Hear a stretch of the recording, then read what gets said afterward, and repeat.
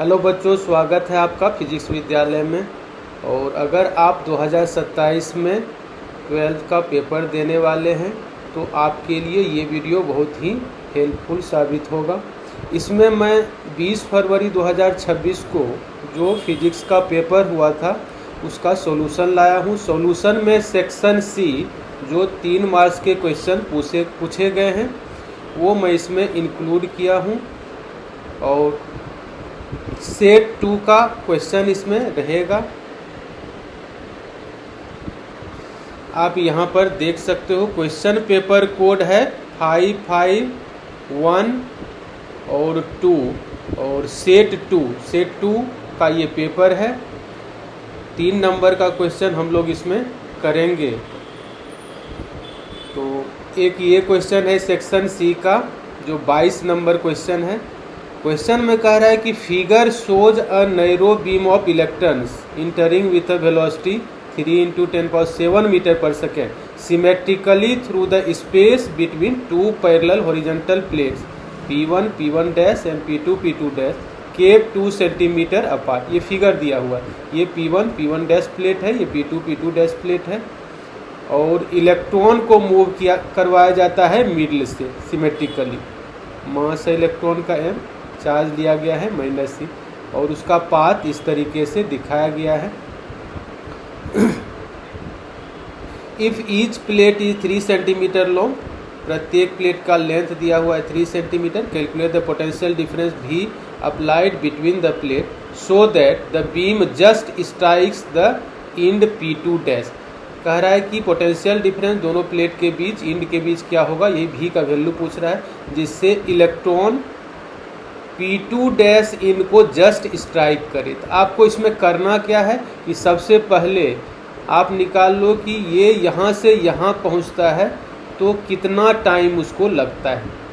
तो horizontal direction में speed constant होता है, इलेक्ट्रॉन पर फोर्स नीचे की तरफ लगा है, इसी कारण से ये कर्व पाथ हुआ है। तो इलेक्ट्रॉन पर निगेटिव चार्ज होता है, फोर्स इस डायरेक्शन में लगा है, इसका मतलब इसमें जो फील्ड होगा, फील्ड का डायरेक्शन ये होगा। ये इलेक्ट्रिक फील्ड का ये डायरेक्शन होगा। इसमें इलेक्ट्रिक फील्ड के अपोजिट इलेक्ट्रॉन पर फोर्स लगता है। टाइम आप निकाल लो। टाइम का फॉर्मूला आप यूज कर दो डिस्टेंस बाय स्पीड। डिस्टेंस जो कवर किया है हॉरिजॉन्टल डायरेक्शन में वो कवर किया है 3 सेंटीमीटर, जो इसका लेंथ है इसके बराबर डिस्टेंस कवर किया है। तो इसको आप लिखोगे 3 × 10⁻² मीटर में, ये हो जाएगा। और स्पीड ये है 3 × 10⁷ metre per second horizontal direction में। स्पीड है 3 × 10⁻⁷। 3 कैंसिल हो जाएगा, ये ऊपर जाएगा तो 10⁻⁹ सेकेंड, यानी यहाँ पहुँचने में इसको लग रहा है 10⁻⁹ सेकेंड। और ये आप मान लो कि ये x एक्सिस का डायरेक्शन है, इधर y एक्सिस का डायरेक्शन है, ये y एक्सिस का डायरेक्शन है। तो y एक्सिस के अलोंग एक्सेलरेशन से अपोजिट डायरेक्शन में उस पर फोर्स काम किया है, तब यहाँ आया है। तो y एक्सिस के अलोंग आप फॉर्मूला लगा दो डिस्टेंस का, S = u/t + ½ a/t²। ये फॉर्मूला आप लगा सकते हो। डिस्टेंस जो y एक्सिस के अलोंग कवर किया है यहाँ से यहाँ तक, ये 1 सेंटीमीटर, क्योंकि 2 सेंटीमीटर इसका सेपरेशन दिया हुआ है। यहाँ पर देखो लिखा हुआ है 2 centimetre apart, separation 2 centimetre middle से प्रोजेक्ट किया गया है। तो 1 सेंटीमीटर y एक्सिस के लॉन्ग डिस्टेंस कवर किया है, तो 1 × 10⁻² लिख लो। uy 0 है, y एक्सिस के लॉन्ग इनिशियल वेलोसिटी का कंपोनेंट क्या होगा 0, क्योंकि हॉरिजॉन्टली प्रोजेक्ट किया गया था। इधर हाफ लिखाएगा ay इन acceleration force by mass, force हो जाएगा E/m। इलेक्ट्रॉन का charge E, electric field capital E, by mass electron का। टाइम जो दिया हुआ उसको आप रख सकते हो। ये टाइम 10⁻⁹ जो आया है इसको आप यहाँ रख सकते हो। इसके बाद क्या करना है 10⁻⁻², ये हो गया ½ E/m, इसका वैल्यू तो पता है दोनों का। इलेक्ट्रिक फील्ड के लिए V/d, ये फॉर्मूला यूज कर देना, पोटेंशियल डिफरेंस बाय सेपरेशन। और ये आ जाएगा 10⁻⁻18।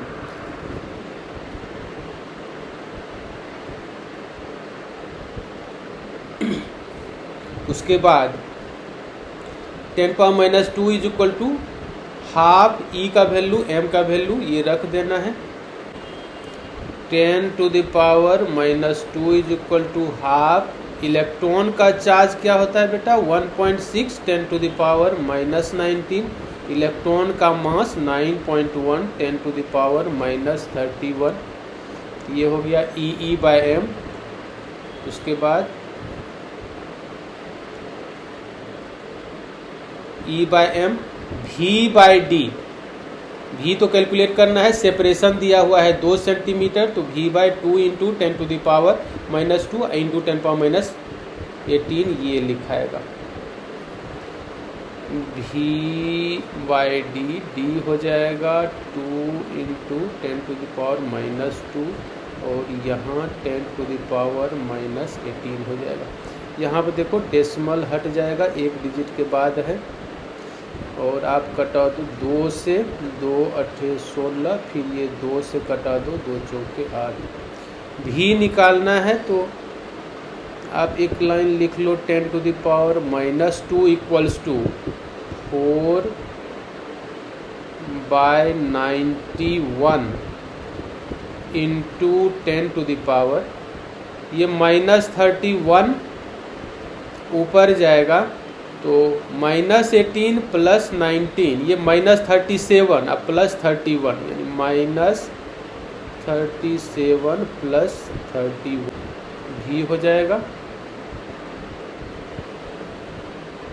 डिवाइडेड बाय में 10⁻⁻2। अब भी यहाँ से आप निकाल लो तो v इज इक्वल टू हो जाएगा, ये इसे गुना हो जाएगा 91 इंटू 10⁻⁻4, ये दोनों का प्रोडक्ट डिवाइडेड बाय में 4 इंटू 10⁻⁻6 हो जाएगा।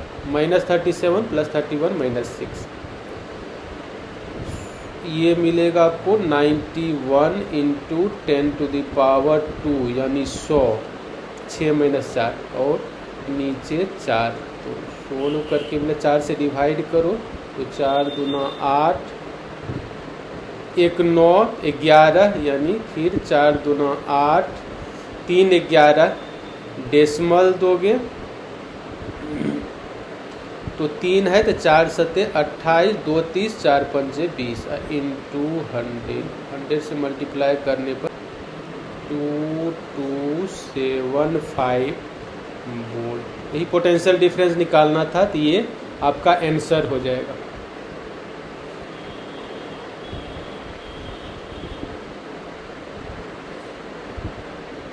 उसके बाद एक आप देखो ये क्वेश्चन पूछा गया है 23A और B,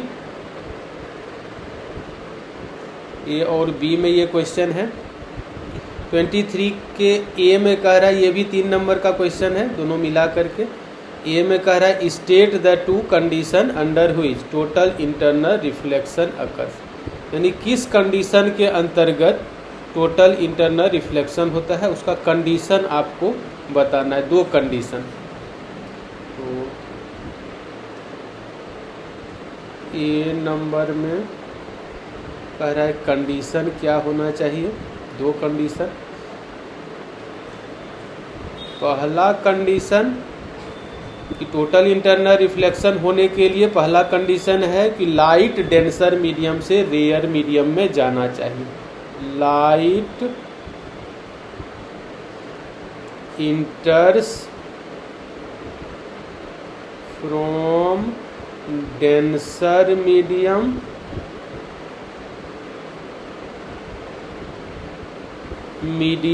टू रेयर मीडियम, एक कंडीशन ये हुआ।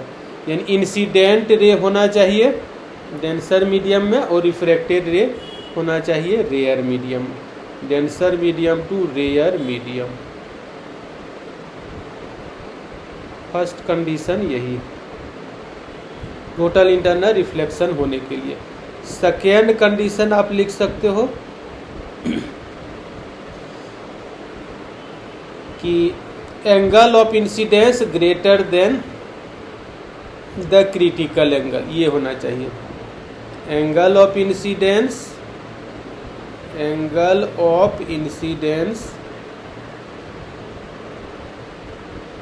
Is greater than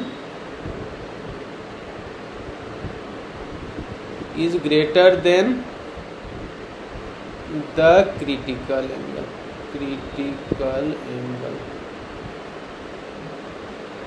angle of incidence critical angle से ज़्यादा होना चाहिए, तभी टोटल इंटरनल रिफ्लेक्शन अकर करेगा। तो ये आप दो कंडीशन लिख सकते हैं।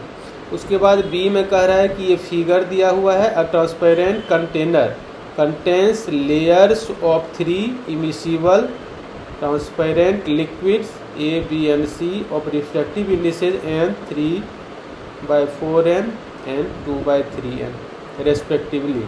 A laser beam is incident at the interface between A and B at an angle theta as shown in figure. Prove that the beam does not enter region C at all for sin theta greater than equal to 2/3. ये proof करना है कि सी वाले medium में light inter नहीं कर पाएगा जब साइन थीटा 2/3 से बड़ा या इक्वल होगा, ये प्रूफ करना है। तो ये आपको फिगर दिया हुआ है, इसी में मैं दिखा रहा हूँ डेंसर मीडियम है, ये एन है, ये 3/4n है, यानी इससे रिफ्रैक्टिव इंडेक्स कम है। तो रिफ्रैक्टिव इंडेक्स कम रहेगा तो रेयर से डेंसर में लाइट जाएगा, तो away from the normal bend करेगा। ऐसे आप मान लो कि बेंड किया लाइट, यहाँ पर नॉर्मल ड्रॉ कर दो और नॉर्मल के साथ यहाँ पर एंगल ले लो अल्फ़ा, ये अल्फ़ा होगा तो ये अल्फ़ा हो जाएगा, यहाँ वाला एंगल हो जाएगा अल्फ़ा। और साइन स्नेल्स लॉ आप लगाओ इसमें,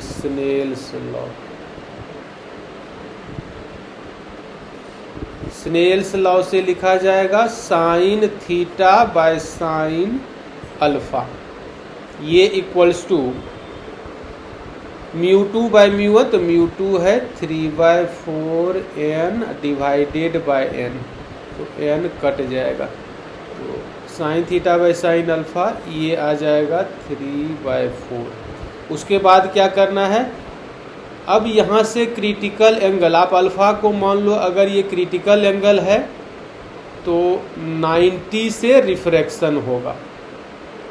अगर अल्फ़ा यहाँ पर क्रिटिकल एंगल हो जाए तो रिफ्रैक्शन कितना से होगा बेटा, 90 से। तो अल्फ़ा को क्रिटिकल एंगल मान करके sine alpha by sine 90 Snell's law आप लगा दो, तो ये इक्वल्स टू हो जाएगा μ2 बाय μ1, तो μ2 है 2/3n बाय μ1 3/4n है, तो 4 ऊपर चला जाएगा, 4 चला जाएगा ऊपर, डिवाइडेड बाय हो जाएगा 3n, n से n कट जाएगा, 4 2 जा 8/9 साइन 91, यानी साइन अल्फ़ा आया 8/9, यहाँ से साइन अल्फ़ा जो आपको मिला वो मिला 8/9। अब यहाँ पर साइन अल्फ़ा का वैल्यू पुट कर देंगे तो साइन थीटा आ जाएगा, साइन थीटा ये आ जाएगा 3/4 इंटू साइन अल्फ़ा 8/9, 8/9 ये 3 तिया 9 4 दूना 8 2/3, साइन थीटा आ रहा है 2/3। साइन थीटा का वैल्यू 2/3 होगा, तो इस वैल्यू पर ये क्रिटिकल एंगल होता है अल्फ़ा और 90 से रिफ्रैक्शन होता है। तो यहाँ भी आप देख लो मिनिमम रूप में तो इंटर किया नहीं, इंटरफेस पर इसे पैरेलल चला गया, लेकिन अगर इससे बड़ा वैल्यू आप लेते हो तो टोटल इंटरनल रिफ्लेक्शन यहाँ पर हो जाएगा और लाइट सी में इंटर नहीं करेगा। तो सी में इंटर नहीं करे उसके लिए साइन थीटा ग्रेटर देन और इक्वल टू 2/3। अगर आप ये कंडीशन ले लेते हो तो यहाँ पर लाइट सी में इंटर नहीं करेगा और कंडीशन ये बन जाएगा टोटल इंटरनल रिफ्लेक्शन का। TIR, टोटल इंटरनल रिफ्लेक्शन का कंडीशन बनेगा। तो यहाँ से ये प्रूफ हो जाता है कि लाइट सी में इंटर नहीं करेगा। बच्चों, अगर आपको कंसेप्ट क्लियर हुआ हो तो आप कमेंट करके बताओ और ज़्यादा से ज़्यादा इस वीडियो को शेयर करो अपने दोस्तों के साथ जिनको इसका लाभ मिल सके। और नेक्स्ट वीडियो में जो 3 मार्क्स के क्वेश्चन कुछ बचे हुए हैं वो मैं लेकर के आऊँगा।